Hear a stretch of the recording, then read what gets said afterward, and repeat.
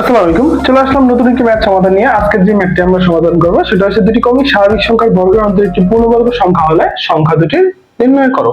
তো আমরা এইরকমই প্রায় কাছাকাছি একটা ম্যাথ আমরা সলভ করছিলাম, যে বলছিলাম যে দুইটি ক্রমিক সংখ্যার বর্গের অন্তর 37 বা এরকম হলে সংখ্যা দুটি নির্ণয় করো। তো আজকে কোনো সংখ্যা দিয়ে দেয় না, বর্গের অন্তর কিচ্ছু বলে দেয় না, আজকে আমরা নির্ণয় করবো। তো আমরা স্বাভাবিক সংখ্যা, স্বাভাবিক সংখ্যা মানে কি এটা আমরা আগে ফার্স্ট জানবো।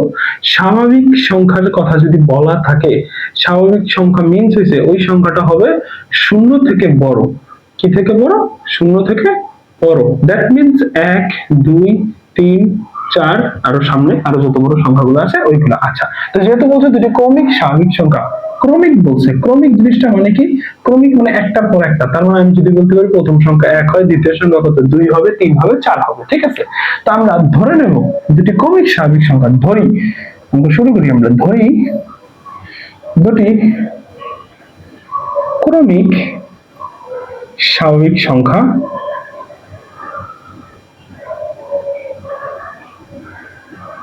সংখ্যা। আচ্ছা, কত ধরবো? একটা আমি যদি ক ধরি, একটা আমি যদি ক ধরি, আরেকটা কত হবে?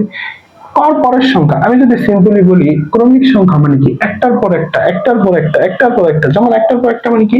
একের পরে কত আসে? 2 আসে। তো আমি যদি 1 লিখি আর দ্বিতীয়টা যদি 1 এর সাথে আরো 1 যোগ করি, কত আসে? 2 আসে না? তার মানে দেখতেছি আবার যদি 2 এর সাথে 1 যোগ করি, কত আসবে? 3 আসবে। তার মানে 1 এর সাথে 1 যোগ করলে 2, 2 এর সাথে 1 যোগ করলে 3। তার মানে প্রত্যেকটা সংখ্যার সাথে আমি যদি 1 করে যোগ করি, তার মানে তার পরের সংখ্যাটা আসে। তো একটা সংখ্যা আমি যদি ক ধরি, তার পরের সংখ্যা কি হবে? ক প্লাস 1 হবে। তার মানে আমাদের প্রথম দুটি সংখ্যা কি হবে? একটা হবে ক আর একটা হবে ক ও ক প্লাস 1।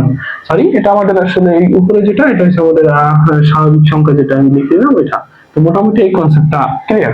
একটা আমাদের হচ্ছে ক আর একটা হচ্ছে কি? ক প্লাস 1। এখন বলছে দুটি স্বাভাবিক সংখ্যার বর্গের অন্তর। তার মানে কি? এই দুটাকে বর্গ করে বিয়োগ করতে হবে। সাধারণত বিয়োগের ক্ষেত্রে আমরা কি জানি? বড় সংখ্যা থেকে ছোট সংখ্যা বিয়োগ। যেখানে যেহেতু এখানে একটা ধরছি ক, একটা ধরছি ক প্লাস 1, তার মানে একটা একটু ছোট, কটা একটু ছোট, আর ক প্লাস 1 মানে কি? ক থেকে এক বড়। তার মানে বড়টা থেকে ছোটটা বিয়োগ দেব। তো সুতরাং দুটি ক্রমিক সংখ্যার বর্গের অন্তর, অন্তর কি হবে? বড় সংখ্যা যেটা লিখবো ওটা লিখবো ক স্কয়ার মাইনাস ক স্কয়ার, মানে দুইটা সংখ্যার উপরে স্কয়ার দিয়ে দিয়েছি। কেন? বর্গ বলছে এই জন্য। এবং অন্তর মানে বিয়োগ, অন্তর মানে কি হবে? বিয়োগ হবে। তো আমাদের ক প্লাস 1 এটাকে আমি a প্লাস b হোল স্কয়ারের সূত্র নিতে পারি, যেমন a square plus 2ab, 2ab plus b square. এটা কার সূত্র আসে? a প্লাস b থেকে আসে। ক কে যদি আমি a ধরি আর 1 কে যদি আমি b ধরি, তাহলে আমার সূত্র হয় ক স্কয়ার প্লাস 2 ক প্লাস 1 সমান সমান 1 এর উপরে স্কয়ার সমান সমান মানে মাইনাস ক স্কয়ার। ঠিক আছে? আচ্ছা, 1 এর উপরে স্কয়ার দিলে ওটার কোনো ভ্যালু নেই, মানে ভ্যালু নেই বলতে আছে 1 এর উপরে স্কয়ার দিলে 1 ই হয়। ক স্কয়ার কাটা থাকে কি? 2 ক প্লাস 1। আমাদের এই একটা সংখ্যা আসে। এখন আমাদের বলছে দুটি ক্রমিক স্বাভাবিক সংখ্যার বর্গের অন্তর একটা পূর্ণবর্গ সংখ্যা হবে। এখন দেখতে হবে এইটা আমাদের পূর্ণবর্গ সংখ্যা কিনা। এটা কি পূর্ণবর্গ সংখ্যা? আমরা কি জানি? আমরা জানি না, আমরা জানি না, কিন্তু আমাদের এটা দেখতে হবে এটা পূর্ণবর্গ সংখ্যা কিনা। আমরা দেখবো কিভাবে? আমরা ক এর একটা মান বসাবো। যেহেতু বলছে এটা একটা স্বাভাবিক সংখ্যা, তার মানে শূন্য থেকে বড়। শূন্য থেকে বড় সবচেয়ে ছোট সংখ্যা কত? 1। আমরা 1 থেকে শুরু করব। প্রথমে আমরা এই যে রাশিটা বের হয়েছে, এই রাশিটা আমি প্রথমে ক সমান সমান 1 বসাবো। তো এখন ক সমান সমান 1 হলে হলে কি হয়? 2 ক প্লাস 1 সমান সমান, মানে এটা এই 2 ক এর জায়গায় আমি কত বসাবো? 1 বসাবো। 2 ইনটু 1 যোগ 1 সমান সমান 2 আর 1 গুণ দিলে কত হয়? 2 যোগ 1 সমান সমান কত আছে? 3। এখন 3 কি একটি পূর্ণবর্গ? পূর্ণবর্গ সংখ্যা কি? যেটাকে আমি যদি রুট করি, যেটাকে রুট করলে একটা স্বাভাবিক সংখ্যা আসে। যেমন আমি যদি একটা 4 লিখি, 4 কে যদি আমি রুট করি কত আসে? 2 আসে। তার মানে বলতে পারবো 4 আমার একটা কি সংখ্যা? পূর্ণবর্গ সংখ্যা। তার মানে 3 কে আবার রুট করলে কি কোনো এরকম নরমাল সংখ্যা আসে? আসে না। 3 একটা মৌলিক সংখ্যা। তো মৌলিক সংখ্যাকে রুট করলে কিছু হয় না, ওটা একটা অমূলদ সংখ্যা হয়। ঠিক আছে? তো তার মানে 3 একটা কি নয়? পূর্ণবর্গ নয়। পূর্ণবর্গ নয়। ক্লিয়ার? আচ্ছা,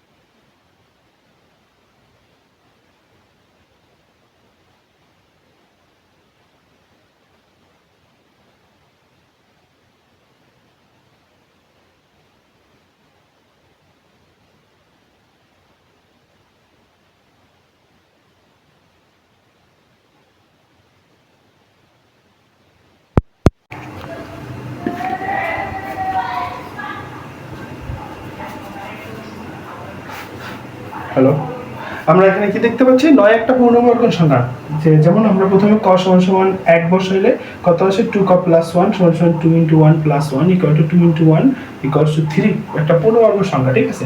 ক সমান সমান 2 হলে 2 ক প্লাস 1 সমান সমান 2 * 2 + 1 4 + 1 সমান সমান 5, এটা পূর্ণবর্গ সংখ্যা, ঠিক আছে। আবার 9 কি একটাও পূর্ণবর্গ সংখ্যা না, কিন্তু আমরা যখন এটাকে মানে 4 বসাবো কার জায়গায়, ক এর জায়গায়, 2 × 4 + 1 4 × 2 = 8 8 আর 1 কত 9, 9 কে আমি যদি রুট করি, 9 কে আমাদের রুট করলে কত আসে 3 আসে, 9 কে আমি যদি রুট করি কত আসে 3 আসে, তার মানে 9 কে রুট করার পর একটা স্বাভাবিক সংখ্যা আসছে। সুতরাং বলা যায় আমাদের ক এর মান 4 বসাইলে এটা একটা কি হয়, পূর্ণবর্গ হয়। তো আমাদের এর সাথে মিলে গেছে যে বর্গের অন্তর একটা পূর্ণবর্গ সংখ্যা হইতে হবে। তো আমরা যেই বর্গের অন্তর যেটা বের করছি সেটা হচ্ছে কত 2 ক + 1, তার মানে আমরা দেখতেছি 2 ক + 1 এটা একটা কি সংখ্যা, পূর্ণবর্গ সংখ্যা। সুতরাং আমাদের ক সমান সমান 4, এর মানে ক মানে যেহেতু আমরা এখানে ধরে নিছি যে এটা একটা সংখ্যা, তো একটা মানে ক হইলো, অপর সংখ্যা কত, একটা ক ধরে নিছি আরেকটা ধরে নিছি কত, ক + 1। সুতরাং অপর সংখ্যা